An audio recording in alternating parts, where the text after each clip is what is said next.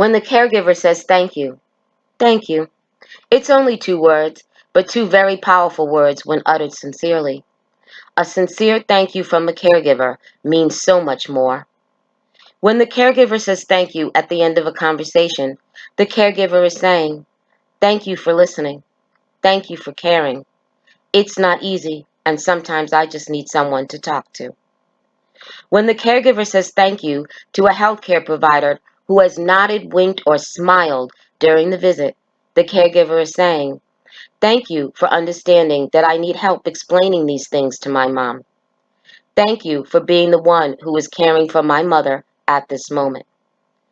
When the caregiver says thank you to the gentleman who ran to provide assistance with the walker, the caregiver is saying, thank you, because I was afraid that my mom would fall and I wouldn't be able to help her.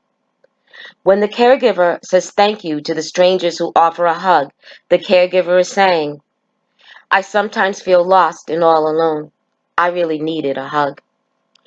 When the caregiver says thank you to the delivery men who bring the packages directly to the door, the caregiver is saying, thank you. I am so tired. I couldn't even imagine how I was going to carry all of this. When the caregiver says thank you to a family and friends who have taken the time to spend time together, the caregiver is saying, thank you for getting me out.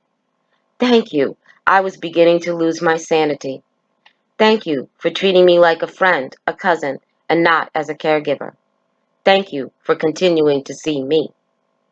Recently, I accompanied my mother to receive her vaccines.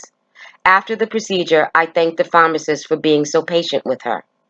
She looked me directly in my eyes and said, thank you for coming.